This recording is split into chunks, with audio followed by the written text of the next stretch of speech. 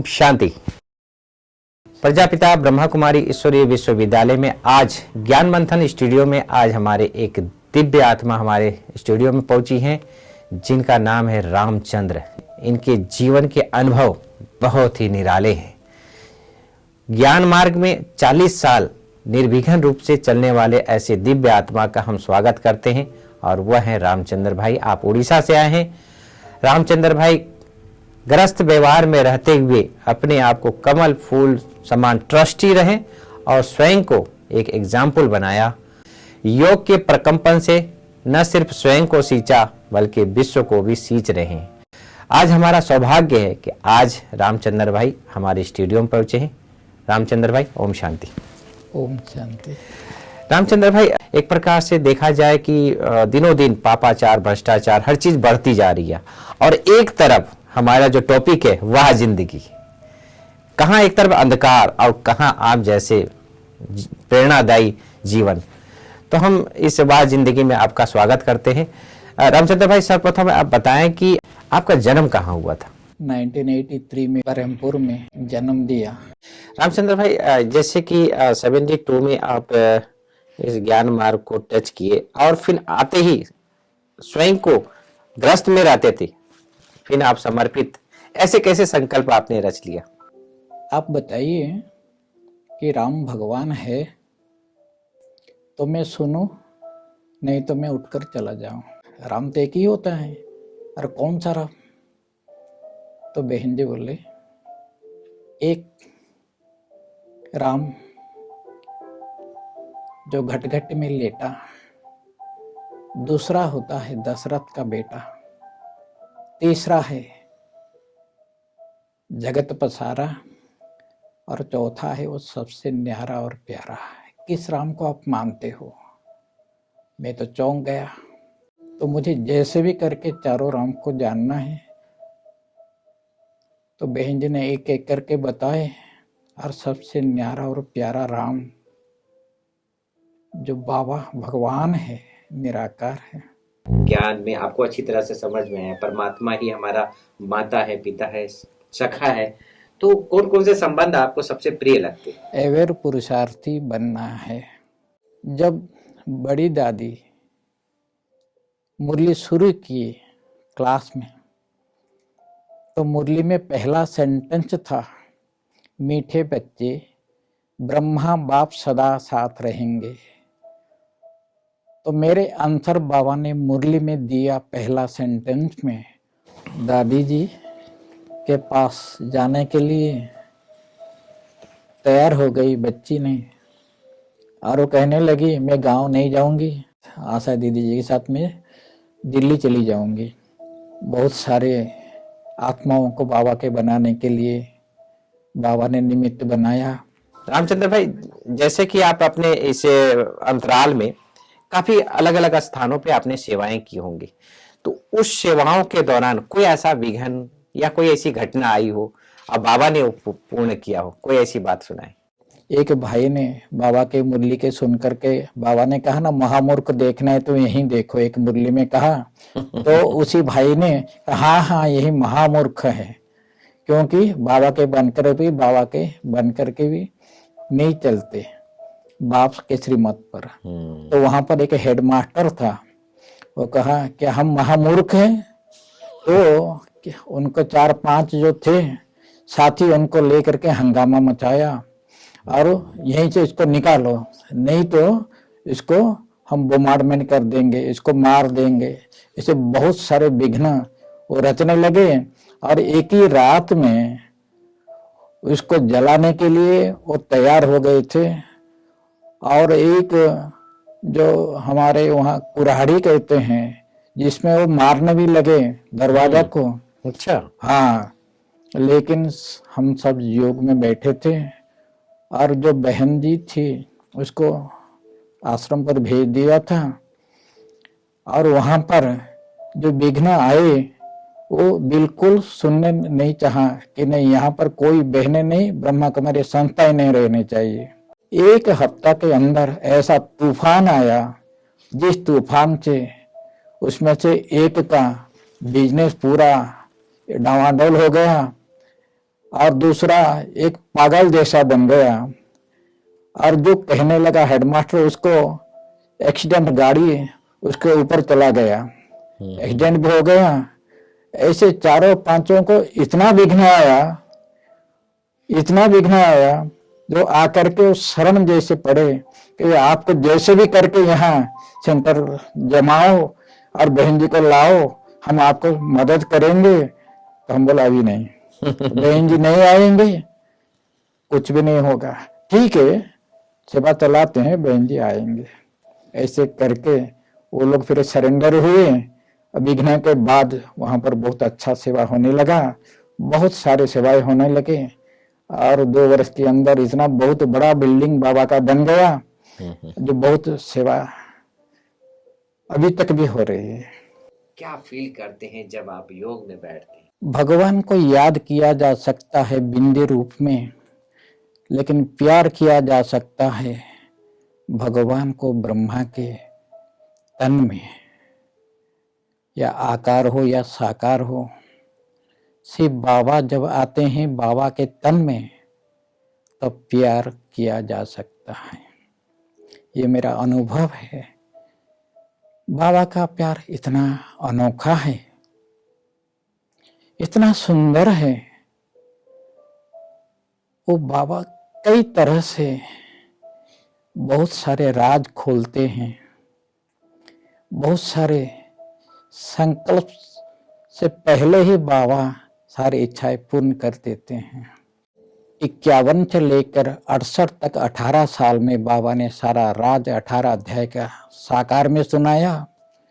तो 1969 से बाबा अव्यक्त होने के बाद 86 तक 18 अध्याय कंप्लीट किया। 86 की मुरली में बाबा ने बताया 18 अध्याय कंप्लीट हुआ।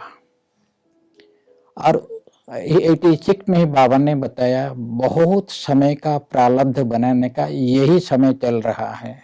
साकार में होते हुए हिस्ट्री हॉल में 8 रत्न बनाए, मेडिटेशन हॉल में 100 रत्न बनाए, और ओम शांति भवन में 16,000 रत्न बनाए। वो बाबा को पता है, लिस्ट में है, लेकिन उसको संपन्न बनाने के लिए बाबा ने जो समय दिया, बहुत समय का प्रारब्ध बनाने का। और बाबा ने मुरली में सुनाए, अभी थोड़ा मार्जिन में देते हैं, 10 साल में जो जितना चाहे वो अपना भविष्य बना सकते हैं, प्रारब्ध बना सकते हैं। तो बाबा ने 16,108 के लिए 10 साल एक्स्ट्रा दिया मार्जिन में, जो संपन्न बनने के लिए और आगे बढ़े। 17 तक बाबा ने अव्यक्त पालना की, और 2017 पर चलने वाले 2017 साल में 16 कला वाले 90 लाख बच्चे बाबा के लिस्ट में आ गए। और 2018 साल में 15 कला वाले 1 करोड़ 10 लाख भी बन गए बाबा के लिस्ट में। और 2019, 20 और 21 में 9 करोड़, 10 करोड़, 11 करोड़, ऐसे 30 करोड़ आत्माओं तक बाबा के संदेश पहुंच चुका है त्रेता युग वाली। और अभी 2022 शिवरात्रि तक 33 करोड़ तक संदेश पहुंच ही जाएगा। और सभी को बाबा 2002 से प्यार भरी पालना देकर संपन्न बनाने के लिए 2026 तक जैसे बाबा ने समय दिया है। और 2026 में सभी धर्म की आत्माएं बाबा के पास अंजलि लेने के लिए आएंगे, और उसको समय लग जाएगा हर एक आत्मा तक बाबा का संदेश पहुंचाने का। और उसके बाद विनाश और प्रकृति को सफाई करने के लिए फिर 5 साल लगेगा। उसके बाद संपन्नता की ओर हम आगे बढ़ जाएंगे। ये बाबा ने अनुभव कराया। तो मुझे लगा कि बाबा की लिस्ट में शायद सभी आ चुके हैं।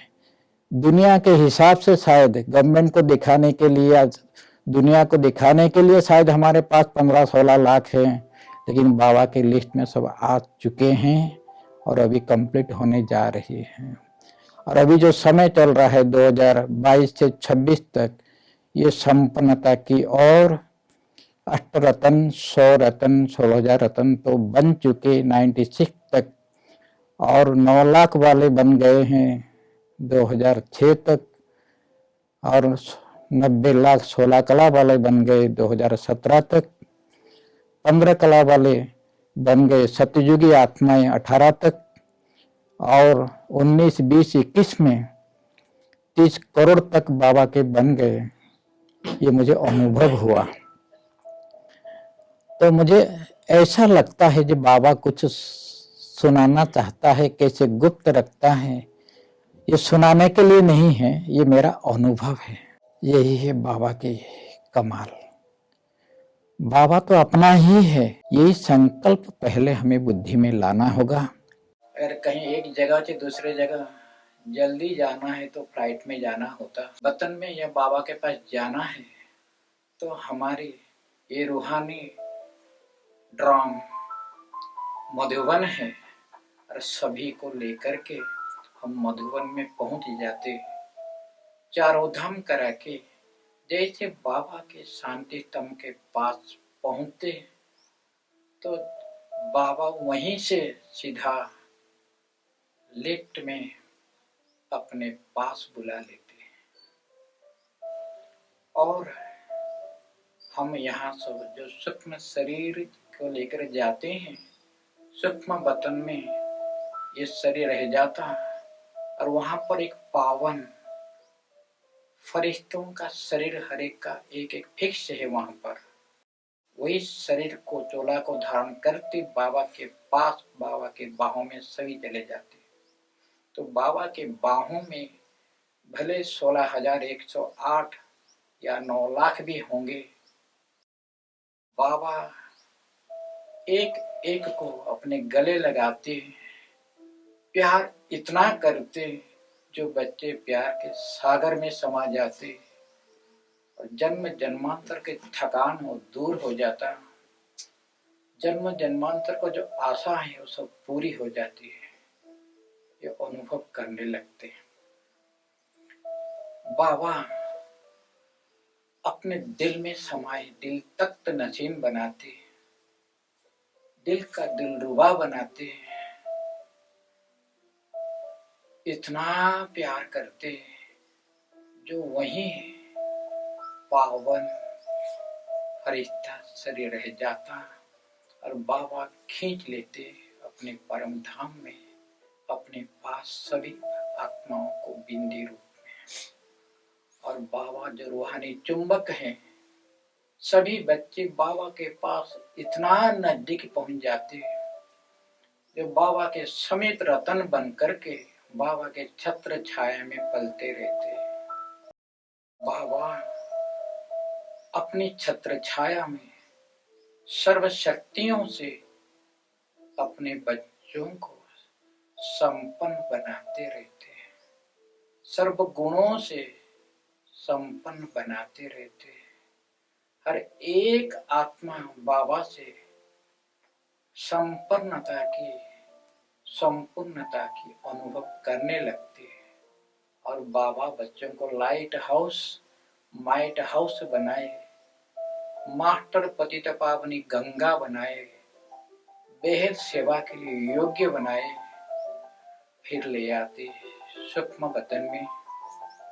और बाबा ब्रह्मा माँ के तन में आते, माँ पिता हमें इतना प्यार करते पावन फरिश्ते स्वरूप में, और सारे विश्व के लिए सेवा के लिए निमित्त बनाते, हम सब बच्चों को आकाश तत्व पर ले आते हैं। वहीं से बाबा आकाश तत्व को पावन बनाने की किरणें बच्चों के द्वारा सारे आकाश तत्व में, फिर नीचे सूर्य ग्रह नक्षत्र सब है, उन्हों के ऊपर आता, जो अग्नि का स्वरूप है सूर्य, वो तत्व भी पावन होने लगता। फिर और नीचे आते तो हवा, वो भी पावन होने लगते, फिर धरती, फिर जल तत्व तक, पांचों तत्व तक बाबा की किरणें पहुंचने लगते। और हम सब बच्चों को बाबा पावन धरती, पावन गोद, कल्प वृक्ष के जड़ में, मधुबन में ले आते। वहीं से सारी सेवा केंद्र पर बाबा की किरणें रिफ्लेक्ट होने लगती और हर एक सेवा केंद्र तक बाबा की किरणें पहुंचने लगते। सभी सेवा केंद्र में सभी बहनें, सभी भाई, सभी निमित्त आत्माएं इतना शक्तिशाली बनते जाते तो सारे विश्व के हर एक आत्माओं तक बाबा की किरणें पहुंचाने के सक्षम हो जाते और विश्व के हर एक आत्मा अपने माँ पिता को जानने के लिए आगे बढ़ने लगते। बाबा अपने बच्चों को भले निमित्त बनाते लेकिन सारा कार्य खुद करते। शिव बाबा, ब्रह्मा बाबा कितना कार्य करते विश्व को पावन बनाने के लिए, बच्चों को पावन बनाने के लिए या पांचों तत्व को पावन बनाने के लिए कार्य सारा बाबा करते। बच्चों को निमित्त बनाए, भाग्यों देने के लिए सिर्फ निमित्त बनाते।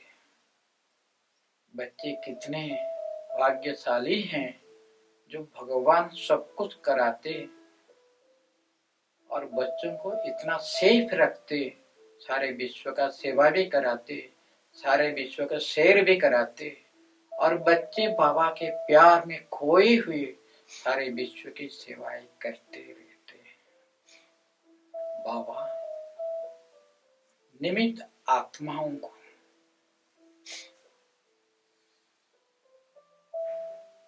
इतना शक्ति भरते हैं जो बाप समान बनकर के सभी निमित्त आत्माएं प्यार भरी पालना करते रहते हैं।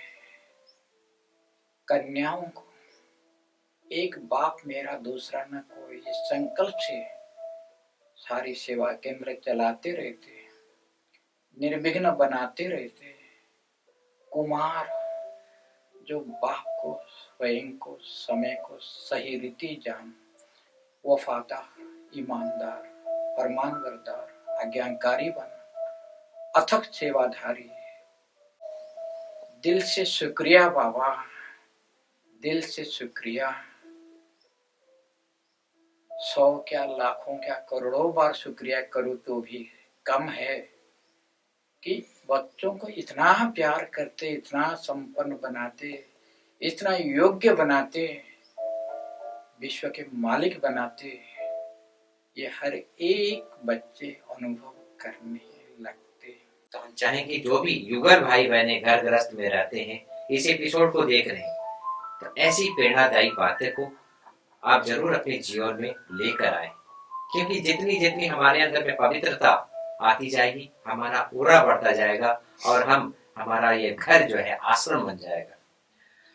आज रामचंद्र भाई ने खुद को भी ट्रस्टी बनाकर घर को आश्रम कर दिया, बच्चों को भी समर्पित कर दिया, बलिहार हो गए और जिंदगी वाह वाह हो गई।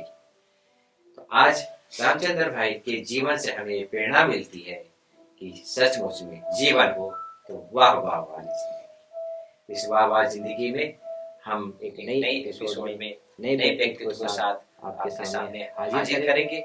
तब तक के लिए ओम शांति।